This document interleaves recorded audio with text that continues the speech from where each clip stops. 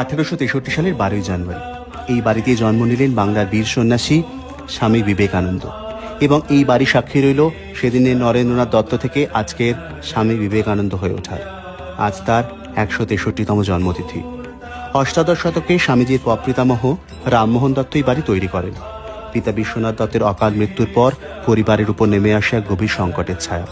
এই বাড়ি নিয়ে চলে দীর্ঘদিনের পারিবারিক মামলা, যার চূড়ান্ত রায় আসে যদিও স্বামীজির স্থূল শরীর চলে যাওয়ার আগে।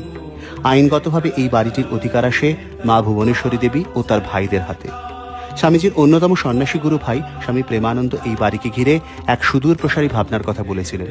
তিনি চেয়েছিলেন এখানে হবে শাস্ত্র আলোচনা, থাকবে একটি পাঠাগার ও ব্যায়ামাগার, যাতে শহরের ছাত্র সমাজ সহজেই স্বামীজির আদর্শের সংস্পর্শে আসতে পারে। 1963 সালে সেই স্বপ্ন বাস্তবায়িত করতে বাড়িটি বেলুড় মঠ অধিগ্রহণ করেন। তারপর দীর্ঘ আইনি ও প্রযুক্তিগত প্রক্রিয়ার পর প্রত্নতত্ত্ব সর্বেক্ষণের সহায়তায় মূল স্থাপত্য অক্ষুণ্ণ রেখে বাড়িটি সংস্কার করা হয়।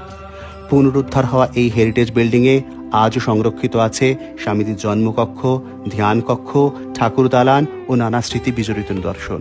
এবং 2004 সালে এই বাড়ির দরজা খুলে দেওয়া হয় সকলের জন্য, যেন আমরা সবাই এই মহামানবের আদর্শে নতুন এক সমাজ গড়ার লক্ষ্যে এগিয়ে যেতে পারি। এই বাড়ি নীরবে বহন করে চলেছে এক যুগান্তকারী মনীষীর জীবনের ইতিহাস। এই তো বাংলার ইতিহাস, সিমলাপল্লীর স্বামীজির বাড়ির ইতিহাস।